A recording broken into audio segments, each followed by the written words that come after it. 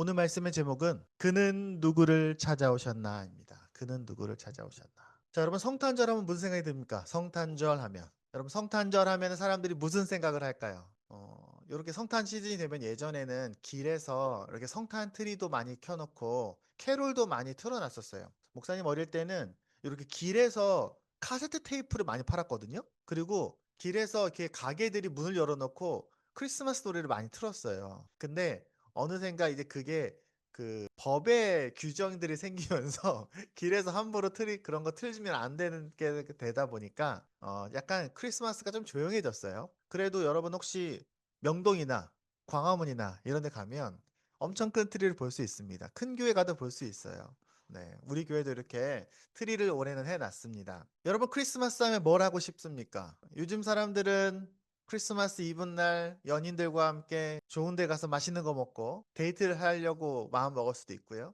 친구들끼리는 모여서 재밌게 놀 수도 있겠죠. 그래도 우리 아이들이 어제 와서 같이 놀았다는 것 자체가 너무너무 잘했다고 생각합니다. 보통 교회들은 이브날 저녁에 모여서 이렇게 연극도 하고 하는데 뭐 우리도 언제 한번 그런 거 해도 좋을 것 같긴 합니다. 근데 보통 이제 크리스마스 파티 이런 거 생각하면 크리스마스 하면요. 제일 먼저는 보통 파티가 생각이 납니다. 네, 맛있는 거 먹고 화려하게 멋지게 시간을 보내고 싶은 사람들이 있어요. 그래서 우리나라도 점점 크리스마스라고 부르고요. 성탄절이라고 잘 안 불러요. 왜냐면 성탄절은 종교적인 느낌이 나거든요. 근데 크리스마스는 왠지 영어니까 왠지 기독교적이지 않은 것 같고 그래서 뭔가 좀 예수님하고 상관없이 재밌게 즐겨도 될 것 같고 그래서 크리스마스 파티라고 하지 성탄절 파티라고 잘 안 합니다. 근데 또 반대로 보통 크리스마스 하면 저도 어릴 때 보면 굉장히 소외되고 가난하고 혹은 힘들고 어려운 사람들을 찾아가서 그들을 도와주고 그들을 떠올리는 것이 크리스마스야 라고 말하는 사람들도 있습니다. 물론 굉장히 중요해요. 그래서 예전에 우리 교회에서 크리스마스 때 선물 받지 못하는 아프리카나 저기 중동에 있는 좀 어려운 지역에 있는 아이들에게 우리 선물을 보낸 적도 있습니다. 혹시 기억날지 모르겠습니다. 그래서 보통 크리스마스 하면요. 굉장히 화려하거나 굉장히 소외되고 어려운 사람들이 주인공이 되는 것처럼 느껴집니다. 물론 굉장히 중요해요. 저는 목사님이 그게 중요하지 않다는 얘기를 하고 있는 것이 아닙니다.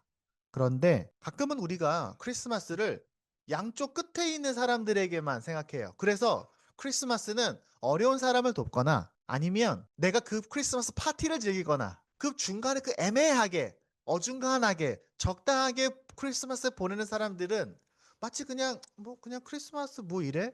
이러고 그냥 얼렁뚱땅 지나가는 것처럼 느껴질 수도 있어요. 근데 잘 생각해 보면 그렇게 중간에 어중간하게 보내는 사람들이 한 95%는 되지 않을까요? 한 90%는 되겠죠. 크리스마스 그렇게 화려하게 그렇게 뭔가 헌신적으로 보낸 사람이 몇 명이나 있겠습니까? 왜냐하면 크리스마스는요. 사실은 모든 사람에게 특별하거든요. 우리는 가끔 예수님이 이 땅에 찾아오신 그 대상을 양 끝으로만 생각할 수 있습니다. 사실 예수님을 만나는 대부분의 사람들은 그 중간 어딘가에 어중간하게 있는데 말이죠. 보통 성탄절이 되면 성탄절 본문은 대부분 비슷해요. 마태복음 1장, 2장. 거기 예수님 태어난 이야기가 있거든요. 그리고 누가복음 1장, 2장에도 예수님 태어난 이야기가 있습니다. 아니면 구약에 있는 몇 개의 본문들, 뭐 이사야서나 미가서나 이런 데 보면 예수님 탄생을 예언하는 말씀들이 있습니다. 근데 저는 오늘 전혀 새로운 곳에서 성탄절 이야기를 하려고 합니다. 예수님이 찾아가신 사람이 누군가? 예수님이 만나고 싶어 했던 사람들이 누군가? 그 아기 예수님이 찾아가신 사람들이 누군가? 그 얘기를 하려고 합니다. 마태복음 5장에 나옵니다. 제가 다시 한번 읽어보겠습니다. 여러분 잘 들어보세요. 이 내용이 8개의 복이라고 말한 팔복이라는 말씀입니다. 첫 번째 앞부분에는요, 지가 나오고요. 뒤에는 예수님이 뭘 주고 싶어 하시는지가 나옵니다. 자, 보세요. 마음이 가난한 사람 복이 있다. 하나님의 나라가 그들의 것이다. 슬퍼하는 사람들은 복이 있다.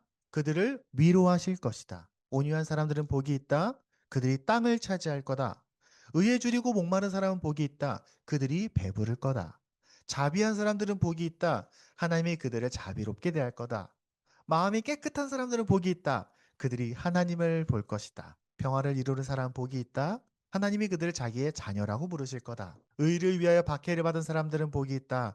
하늘나라가 그들의 것이다. 자, 이 이야기를 언제 했냐면 2000년 전에 어른이 예수님께서 한 언덕 위에 모여서 사람들에게 하신 설교입니다. 교회에서 하신 설교는 아니고요.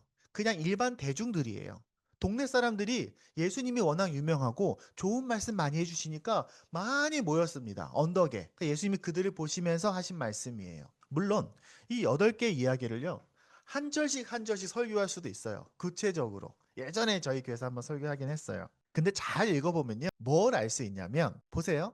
여기서 어떤 패턴을 발견할 수 있습니다. 여기서 뒤에 8개. 뒤에 뭐가 있죠? 하늘나라가 그들의 거다. 그들을 위로할 거다. 땅을 차지할 거다. 배부를 거다. 자비롭게 대할 거다. 하나님을 볼 거다. 내 자녀라고 부를 거다. 마지막에 또다시 반복해서 하나님의 나라가 그들의 것이다. 이 8개의 복, 뭐 같으세요? 똑같은 얘기예요. 그냥 너희가 하나님의 나라를 갈 거야. 너희 천국 갈 거야. 라는 얘기를 다양한 방법으로 표현한 겁니다. 그러니까 결국에는 이 얘기는 같은 말이에요. 8개가. 천국을 줄게. 하나님의 나라를 줄게. 어떤 사람들에게? 이런 사람들에게. 이 8종류의 사람들은 예수님께서 만나고 싶은 다양한 사람들을 보여줍니다. 그리고 예수님이 그들에게 천국을 주고 싶은 겁니다. 근데 제가 목사님이 항상 얘기하지만요. 하나님의 나라 죽으면 천국 가는 거 이 중요하지만 그보다 뭐가 중요하다고 했어요? 지금 이 땅에서 천국을 누리는 게 중요하다고 했죠.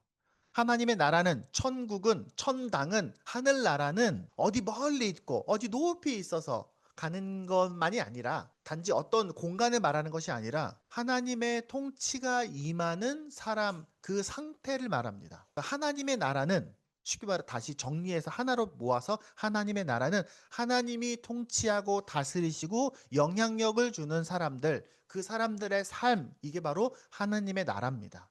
그러니까 하나님의 나라는 살 때 하나님의 나라 안에 있었다면 죽어서도 하나님의 나라 안에 있는 거예요. 그러니까 너 죽어서 천국 가고 싶니? 그러면 지금 하나님의 나라를 살면 돼요. 하나님의 나라는 지금 여러분이 발견해야 되는 거예요. 그리고 그 나라는 언제 시작될까요? 한편으로는 예수님의 십자가와 부활의 기준점이 될 수도 있지만 또 다른 표현으로는 예수님이 우리 안에서 태어나시는 거랑 똑같아요. 이 이야기 안에는요 크게 2가지 방향이 있는 거예요. 그래서 첫 번째는 이런 8종류의 사람들, 마음이 가난하고 슬퍼하고 온유하고 의에 줄이고 자비하고 마음이 깨끗하고 평화를 이루고 의를 위하여 애쓰는 이런 사람들은 이런 사람들을 하나님이 찾아오셨어가 되기도 하고 하나님을 만난 사람들은 이렇게 될 거야 라고 말하는 거 2가지가 다 있는 거예요. 그러니까 전통적으로는 이런 사람들이 천국 가는 거야 라고 말하는 것이기도 하고 또 한편으로는 이런 사람들 예수님은 잘 몰라도 왜냐면 예수님이 이 얘기를 하실 때 예수님 잘 모르고 그냥 구경 온 사람도 많았거든요. 예수님을 잘 몰라도 이런 사람들은 예수님이 만나고 싶어하는 사람들이야 라는 말이기도 합니다. 가끔 주위에 아내랑 얘기를 하다 보면 착한 사람들이 있어요. 선한 사람들. 제가 우리 교회 아이들을 보면요. 진짜 착해요 애들이요. 예. 성탄절 아침에 교회에 와서 앉아있으면 착한 거예요. 사실 솔직히 말하면 제가 만난 고3 남자애들 중에는 진서만큼 착한 애가 없어요. 진짜 착해요. 동생들이 엄청 장난쳐도 다 받아주고 그래요. 여러분 혹시 주위의 친구들을 생각해 보세요. 여러분 친구들 그리고 여러분 직장 동료들 거기에요 착한 사람들이 있어요. 선한 마음을 가진 사람들이 있어요. 착하게 살려고 애쓰는 사람들이 있다고요. 여러분 잘 생각해 보세요. 살다 보면요 좀 이기적인 사람도 있거든요. 거짓말 잘하는 사람들이 있고요. 욕심꾸러기들이 있어요. 근데 잘 보면 이기적이지도 않고 욕심꾸러기도 아니고 되게 정직하고 되게 마음이 선한 사람들이 있다는 거죠. 그런 사람들은 교회를 다니는 사람들일 수도 있지만 교회를 안 다니는 사람들도 있어요. 교회를 안 다니는데 저 사람들은 왜 이렇게 착하지? 이런 생각을 할 때도 있습니다. 그냥 그 사람들은요 원래 그런 사람들이에요. 착하고 순진하고 정직하고 마음이 선해서 그렇게 살아가려고 애쓰는 사람들. 저는 우리가 이 마을 언덕 공동체 안에 있잖아요. 이 마을 언덕 공동체 제가 지난주에 그 모임에 갔거든요. 송년 모임에 갔거든요. 그럼 보면 거기에 분들은 대부분 교회 다니는 분들이에요. 여기 마을 언덕에서 하는 거 이렇게 보잖아요, 여러분. 그러면 궁금하지 않아요? 이 동네 사람들이 왜 모여서 이거 하고 있지? 사람들은요, 모여서 자기 잘 먹고 잘 살기 바빠요. 세상에 관심이 없어요. 돈 벌면 그 돈으로 나 맛있는 거 먹고 좋은 옷 입고 해외여행 가고 그렇게 내 돈을 나를 위해 다 쓰기도 바빠요. 그래서 빚을 내서 대출을 받고 카드를 긁어서라도 여행을 가는 거예요. 근데 어떤 사람들은요, 내 돈을 들여서, 내 시간을 들여서 동네를 청소하고 환경을 지킨다고 노력하고요. 잘못된 정권, 잘못된 그런 정책들에 대해서 바른 소리를 하고요. 그렇게 내 돈과 시간과 에너지를 쓴다고요. 그렇게 하는 사람들 중에 대표적인 게 나는 마을 언덕이라고 생각해요. 마을 언덕 안에는요, 교회 다니시는 분도 있지만 안 다니는 분들도 많아요. 그럼 궁금해집니다. 저 사람들은 교회도 안 다니고 예수님도 모르는데 왜 저렇게 선하게 살려고 노력하지? 왜 저렇게 정직하게 하려고 노력하지? 왜 저렇게 남을 돕는데 기뻐하지? 여러분, 우리 길 건너에 가면요, 저 코너에 보면요, 푸드뱅크라고 있어요. 여러분, 푸드뱅크 들어봤습니까? 그렇게 동네 사람들이 남은 자기 음식들을 캔 같은 거 있잖아요. 그런 거를 이렇게 기부해요. 사람들의 기부를 받아서 동네에 가난하고 어려우신 어르신들이나 가난한 사람들이 와서 무료로 음식을 가져갈 수 있도록 중간에 플랫폼 역할을 하는 데가 푸드뱅크예요. 거기에는 기독교인들만 있는 게 아니에요. 비기독교인들도 많이 참여해요. 왜 저 사람들은 저렇게 할까? 왜 예수님 없는데도 이 세상에는 선한 사람들이 있을까? 여러분, 이 본문을 잘 읽어보면요, 헬라어 분석까지 갈 필요도 없어요. 잘 읽어보면 알 수 있어요. 마음이 가난한 사람들 어떤 사람들입니까? 겸손한 사람들. 고집대로 안 하고 남의 마음을 잘 헤아려 주는 사람들이 마음이 가난한 사람들이에요. 종교적으로 해석하지 않으면 슬퍼하는 사람, 내 잘못을 인정하는 사람, 또 다른 사람이 힘들면 속상해하는 사람, 또 온유한 사람. 온유라는 말이 뭔지 알죠? 마음이 따뜻하고 부드러운 사람이에요. 의에 줄이고 목마른 사람은 뭘까요? 정의를 사랑하는 사람, 정의롭게 해야지. 규칙을 잘 지켜야지. 세상에 불의하고 부정부패하고 권력을 아무렇게나 휘두르는 것을 보면서 분노하는 사람들 있잖아요. 또 자비로운 사람들, 내 거를 잘 나눠주고 힘든 사람들 좀 도와주고 친구들 잘 챙겨주고 이런 사람도 있어요. 마음이 깨끗한 사람도 있죠. 마음이 깨끗하다는 말이 뭘까요? 그냥 쉽게 생각하면 속에 악한 의도가 없는 사람들, 숨겨진 나쁜 의도가 없는 사람들, 또 평화를 이루는 사람, 친구들하고 사이좋게 지내고 안 싸우고 옆에서 친구들이 싸우면 잘 화해시켜 주는 사람들, 또 의를 위하여 박해를 받는 사람들은 뭘까요? 정직하고 정의롭게 행동하지만 그것 때문에 조금 손해봐도 잘 견디는 사람들이에요. 이런 사람들은요, 하나님 나라 백성이 가져야 할 성품이기도 하지만 하나님이 찾아온 사람들이기도 합니다. 근데 여러분, 잘 생각해 보세요. 이런 사람들 세상 살면 어떻습니까? 여러분, 진짜 잘 생각해 보면 좀 답답하고 속상할 때가 있어요. 왜냐면 이런 사람들 살면은 성실하고 열심히 사는데요, 넉넉하지가 않아요. 왜냐면 자기 것 퍼주거든요. 또 착하게 살았지만요, 억울해질 때가 있어요. 사람들이 함부로 대하기도 해요. 제가 중고등학교 때 학교를 다니면은 중고등학교 남중남고 나왔거든요. 남중남고 정글 같아요. 거기서 욕 안 하고 친구들한테 때리지 않고 과격하게 행동하지 않고 소프트하게 대하면요, 친구들이 좀 쉽게 봐요. 그건 사실이에요. 장난도 막 쳐요. 그래서 목사님도 예전에 고민했어요. 내가 이거를 좀 세게 받아칠 거냐, 내가 여기서 짜증을 한번 확 낼 거냐, 분노할 거냐, 고민한 적이 많았어요. 가끔은 착하게 살았지만요, 억울한 상황에 놓이기도 해요. 착해서 그래요. 예. 사람들에게 부드럽게 대하면요, 무르다고 손가락질 받기도 해요. 야, 너 그렇게 살아갖고 너 이 세상 어떻게 살래? 그리고 세상의 거짓과 악함을 보면서 속상해하고 답답해해요. 아, 조금 이러면 안 되는데. 그럼에도 불구하고 자기 걸 나눠주고 깨끗한 마음을 유지하려고 좀 애쓰고 평화롭게 살기 위해서 애쓰고 가끔 손해도 감당하기도 합니다. 근데 이렇게 살면요, 세상에서 이익을 잘 챙기면 살 수 있을까요? 안 그래요. 더 힘들어요, 이런 삶이. 이렇게 사는 사람들이 힘들다고요. 그럼 어떻게 될까요? 나중에는 이렇게 사는 게 힘드니까 포기하겠죠. 아, 나 이제 사람들에게 친절하게 대하지 않을 거야. 나 이제 이기적으로 좀 행동할 거야. 나 이제 짜증 낼 거야. 나 이제 욕도 좀 해야겠어. 친구들이 괴롭히면은 내가 한 대 때려줘야겠어. 나 이제 대충 살 거야. 나 그렇게 다른 사람에게 신경 쓰지 않을 거야. 남을 배려하지 않을 거야라고 그런 마음이 들 때도 있어요. 그리고 지치고 힘들고 포기하고 싶을 수도 있죠. 여러분, 아이들이 어릴 때 이렇게 이한이 시한이 혹은 뭐 중학생 정도 고등학교만 돼도요, 애들이 이렇게 부드럽고 순하고 부모 말씀 잘 듣고 친구들한테 친절하게 대하면 어른들이 뭐라고 합니까?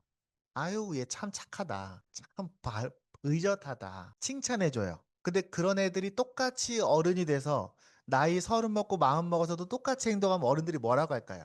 그렇게 행동하는, 그렇게 부드럽고 남에게 순하게만 하는, 남에게 잘 퍼주고 따뜻하고 남을 잘 이해해주고 배려해준 사람에게 세상에 칭찬할 것 같으세요? 물론 겉으로는 칭찬해요. 근데 사실 솔직히 말하면 세상에서 그런 어른들은 비웃음 사거나 무시당하거나 손해를 봐야 되는 경우들이 많아요. 이 세상에서 같이 해서 지지받지를 못해요. 그래서 어릴 땐 참 착하고 성실하고 부드러웠던 아이들이 점점 크면서 내가 이렇게 살면 바보 취급받는구나. 내가 이렇게 살면 손해보는구나. 그런 거를 배워가기 시작합니다. 사실은 그래요. 우리 아이들도 배워갈 거예요. 중고등학교 때 학교 다니니까 괜찮을 수도 있지만요. 대학교 가면요. 더 철저하게 배웁니다. 이기적인 아이들이 학점을 잘 받아가고요. 네. 고집 세고 막 짜증 막 내는 사람들에게 사람들이 함부로 못하는 것들을 옆에서 보게 됩니다. 아, 저렇게 해야 되는구나. 그럼 어떻게 됩니까? 적당히 남에게 욕먹지 않을 만큼만 착하게 하는 거예요. 나쁜 짓만 안 하면 되지. 남에게 들키지만 않으면 되지. 이런 가치를 잃어가는 거예요. 자, 우리가 잠깐 누가복음 말씀을 가보겠습니다. 예수님이 태어나던 순간에 예수님을 처음 만난 사람들 누굴 것 같으세요? 우리 아까 찬송가에 나왔었는데 예수님이 태어나던 그날 밤에 천사들의 안내를 받아서 처음 예수님을 찾아가서 만난 사람들은 목자들입니다. 제가 예전에 설교 때도 했는데 동방에서 온 그 박사들은요. 사실은 꽤 몇 달 뒤에 왔을 가능성이 더 높아요. 그러니까 예수님이 태어나셨던 그날 밤에 온 사람들은 목자들이에요. 목자들은 어떤 사람들입니까? 한밤중에. 왜 한밤중에 그들은 들판에 있었을까요? 자기 양떼를 지키려고. 양을 치는 목자들이에요. 밤에 일하는 사람들이었던 거예요. 낮에도 일했겠죠. 밤에 자기 양떼들을 지키느라 들판에서 꾸벅꾸벅 졸면서 자기 역할을 해냈던 사람들이에요. 열심히 살았던 사람들이에요. 아주 평범한 이스라엘 사람들인 겁니다. 그런 사람들이 자기의 졸음을 쫓아가면서 그렇게 일상을 살았던 착한 사람들, 성실했던 사람들. 성탄은 그 사람들이 제일 먼저 만나는 거예요. 성탄은 이런 사람들이 만나는 거예요. 먼저는 전 여러분이들이라고 생각합니다. 여러분은 어제까지도 열심히 출근했겠죠? 그리고 또 어땠습니까? 열심히 학교도 갔을 거예요. 아이들도. 지난주까지 열심히 시험 본 아이들도 있어요. 그리고 여러분 주위를 둘러보세요. 여러분 주위에 이런 사람들이 있었나 생각해 보세요. 부정과 거짓이 가득한 세상 속에서 정직하고 평화롭게 성실하게 살려고 노력하는 사람들. 어쩌면은 신앙이 없는 사람일 수도 있고요. 교회를 다니지만 이렇게 살기 위해서 애쓰지만 마음이 여전히 힘든 사람들이 있을 수도 있어요. 근데 사실 교회에서 이런 성품을 갖고 있는 사람들에 대해서 실수한 게 있어요. 실수했다기보다는 일부러 그런 건 아닌데 오해가 됐어. 제가 전에도 그런 얘기 했어요. 예수님을 만나고 구원받고 구원받아서 하나님의 자녀가 되기 위해서는 뭐가 필요합니까? 예수님을 믿는 믿음이 필요해요. 근데 그럴 때 뭐라고 가르치냐면 너가 아무리 선한 삶을 살아도 아무리 정의로운 삶을 살아도 하나님 만날 수 없어 라고 말합니다. 근데 그 말은 맞아요. 우리가 하나님 만나기 위해선 예수님 필요해요. 예수님 없이는 절대로 하나님 만날 수 없어요. 그런데 우리는 가끔 예수님 믿는 것과 이런 가치를 갖고 선하게 살려고 하는 삶이 마치 상관없는 것처럼 착각할 수 있어요. 아니요, 안 그래요. 그래서 가끔은 착하게 살고 있고 정의롭게 살고 있는데 이렇게 말하는 사람들을 본 적이 있어요. 너 그렇게 착하게 살아봤자 천국 못 가. 예수님 믿어야 천국 가는 거야. 쟤는 아무리 나쁜 짓을 많이 해도 예수 믿는다고 말만 하면 천국 갈 수 있어. 저는 절대로 그 말에 동의하지 않아요. 선한 삶을 살지 않는 사람이 내가 죄를 짓는 것에 대해서 아무런 거리낌이 없는 사람이 예수님을 잘 믿는다고 말할 수 없어요. 예수님이 마음의 주인인데 물론 여러분 완벽하라는 게 아니라 예수님 믿는 사람인데 어떻게 악을 함부로 정하겠습니까? 그래서 저는 TV에 나와서 아무리 봐도 저 사람은 선한 삶을 살려고 정직하게 살려고 한 사람이 아닌데 교회 가서 앉아있는 모습이 TV에 나와도 저는 절대로 저 사람이 예수님이 그 마음의 주인이다라고 생각하지 않아요. 근데 우리는 그런 사람들 많이 볼 때가 있죠. 여러분 절대로 잊어버리면 안 되는 게 있어요. 하나님이 모든 선함의 근원입니다. 하나님이 모든 착함의 시작이에요. 세상의 모든 정직하고 겸손하고 온유하고 부드럽고 따뜻한 마음들은 오직 하나님에게서 온 거예요. 그래서 성탄은요, 그런 사람들이 이렇게 말하는 거예요. 너의 선한 마음을 내가 알아. 너가 착하게 살려고 노력하는 거 내가 알아. 너가 착하게 살려고 하고, 너가 선하게 살려고 하고, 뭔가 좀 더 잘 살아보려고, 뭔가 의미 있게 살아보려고 하는 그 마음, 내가 너에게 심어준 거야. 잘하고 있어. 남들이 너를 비웃어도 절대로 꺾이지 마. 너가 그렇게 착하게 살려고 노력하기 때문에 외로운 거 내가 너무 잘 알아. 너 너무 잘하고 있어. 너가 수고하고 희생하고 가끔은 답답해도 절대로 실망할 필요 없어. 절대로 헛되지 않아. 그래서 내가 너를 찾아온 거야. 마지막 날에 너희가 마지막에 너의 인생이 끝날 때에 내가 반드시 알게 할 거야. 너가 그렇게 착하게 살았던 그 삶이 진짜였다고. 이기적이고 거짓말하고 정직하게 행하지 않고 남들에게 함부로 행했던 그 사람들은 아무리 그 말 입속에 종교적인 언어들을 사용하고 심지어 성경에 있는 걸 보면요. 귀신을 내어 쫓고 사람들에게 전도를 하고 기적적인 종교적인 행동의 지도자가 되었다 하더라도 예수님은 그들을 모른다고 할 겁니다. 여러분, 분명한 건 선한 삶만으로는 하나님께 갈 수 없어요. 하지만 선한 사람들의 삶으로 하나님이 찾아오셨어요. 예수님이 그래서 우리에게 찾아온 거예요. 그래서 성탄이 있는 거예요. 예수님이 그렇게 우리와 함께 사셨고 우리의 죄를 위해서 십자가를 지셨고 죽음으로 우리 죄의 값을 치르셨고 우리에게 새 생명을 주셨어요. 그렇게 우리 안에 하나님의 나라가 시작되는 겁니다. 그때 우리는 알게 됩니다. 하나님 나라 안에 살 때에 그전까지는 하나님 몰랐기 때문에 지치고 힘들고 피곤하게 선하게 살려고 애썼다면 이제는 이게 영원한 삶이구나. 이게 진짜 삶이구나.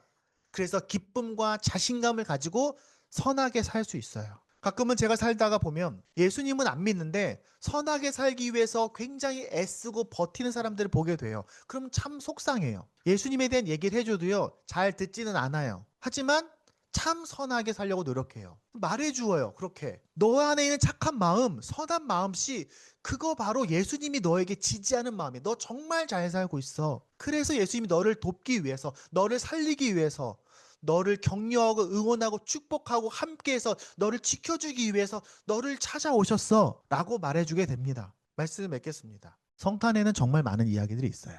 그러니까 오늘 이야기가 성탄의 전부는 아닙니다. 또 우리가 방금 읽었던 이 팔복 말씀도요, 정말 많은 이야기들이 있어요. 그러니까 제가 오늘 설교했던 게 이 팔복 이야기의 전부는 아닙니다. 다만 오늘 이야기를 통해서 여러분들이 혹시 예수님이 아직 마음속에 완전히 찾아오시지 않았는데 착하게 살려고 선하게 살려고 잘 살아보려고 애쓰면서 지치고 있다면 여러분 걱정하지 마세요. 예수님이 그 마음을 지지하고 있어요. 그리고 이 땅에 혹시 여러분 주위에 선하게 살려고 애쓰면서 버티는데 예수님을 잘 몰라서 지쳐가고 있는 사람들이 있다면 그 사람들에게 예수님께서 축복하고 찾아오셨으면 그들을 정말 응원하고 싶다는 것을, 그것이 바로 성탄의 진짜 예수님의 마음이라는 것을 여러분이 알려주면 좋겠어요. 물론 성탄은 우리에게 너 더 착하게 살아, 더 정직하게 살아, 그 얘기를 하고 싶은 게 아닙니다. 성탄은 너가 하나님의 나라 안으로 들어올 수 있어. 내가 너에게도 희망과 안전함과 든든함을 주고 싶어. 그렇게 나와 함께 새롭게 살자라고 말씀하시는 초대입니다. 그리고 그때에 우리는 자유롭게, 기쁘게, 당당하게, 그리고 조금의 아쉬움도 없이 선하게 살아갈 수 있어요. 이제 다시 본문으로 돌아가 봅시다. 이 여덟 종류의 사람들, 팔복을 누릴 준비가 되어 있는 사람들, 성탄은 그들을 향한 영원한 축복이고 그들을 향한 하나님의 위로와 응원이고 그들을 향한 사랑의 부르심입니다. 여러분들이 먼저 그 성탄을 충분히 누리길 바랍니다. 그리고 그 세상 속에서 그 성탄이 필요한 사람들을 만나고 축복해주고 예수님의 그 마음을 대신 여러분이 전해주는 여러분이 되면 좋겠습니다. 함께 기도하겠습니다.